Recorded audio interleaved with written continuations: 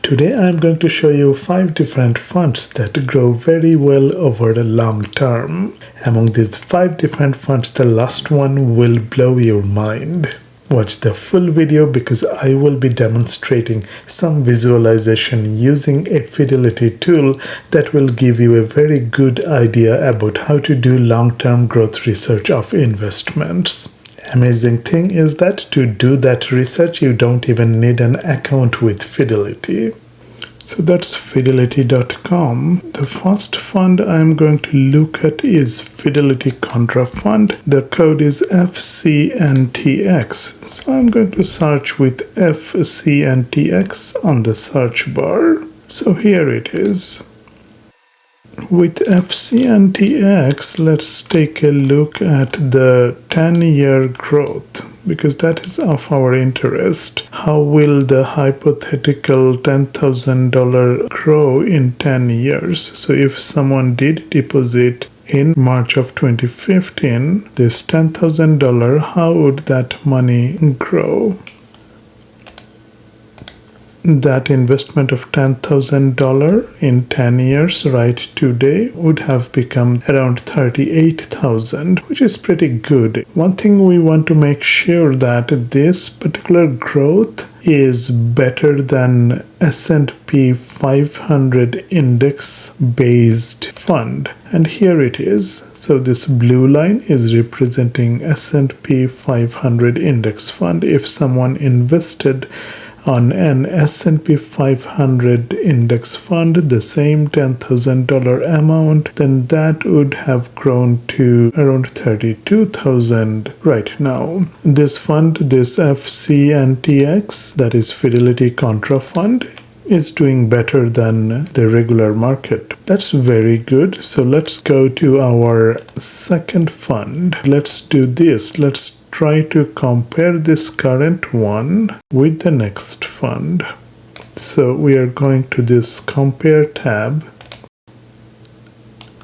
Now here is our current fund. Let me again choose 10 years. So here is the link that will make it 10 years. Okay, so here we have it.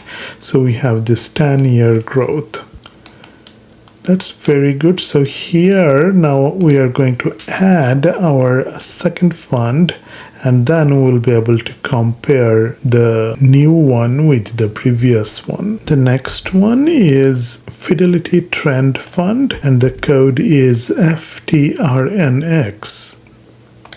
So I have added this FTRNX here.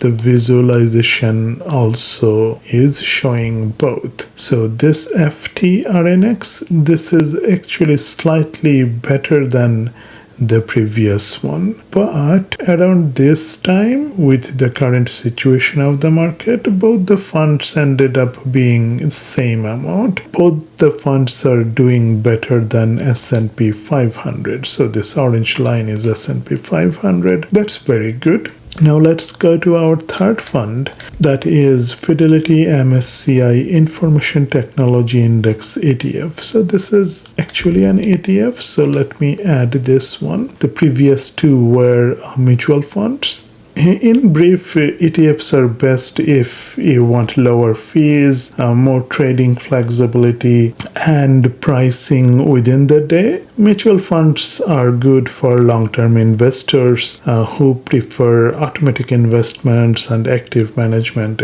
Mutual funds, the price are set at the end of the day, not during the market hours. But anyway, for this particular analysis, it does not matter much. I have added this FTEC. So let's see how FTEC is performing. Wow, this red line is FTEC. So that $10,000, if someone deposited that 10 years ago, it would have grown to 54 to 55,000 right now. So FTEC is doing way better than FCNTX and FTRNX. That's awesome. So this FTSE is a technology fund. Actually, all these mutual funds and this ETF, they heavily invest on technology companies. Let's add another fund called Fidelity Select Technology. The code is FSPTX.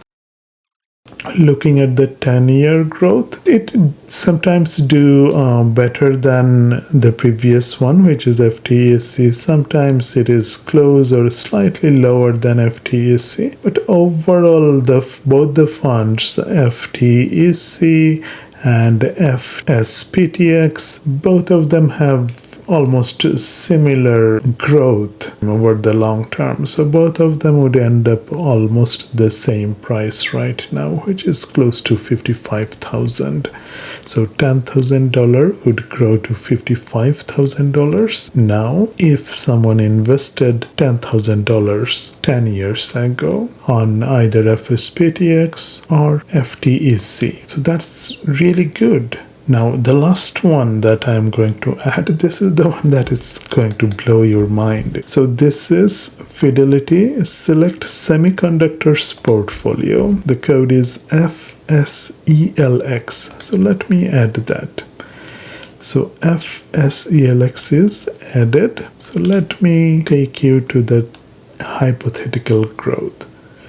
Wow, this is actually way above the rest of the lines. And this fund, FSELX, that is Fidelity Select Semiconductors Portfolio, in 10 years would grow 8 times. So that $10,000 would become $80,000 in 10 years. Isn't that amazing? This is also investing in technology companies. So that's awesome. Now, should we invest only on one such high yield portfolio? I would say no.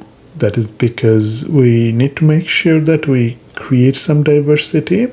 Another item to look at is the management fees, because these funds are maintained by managers and team members.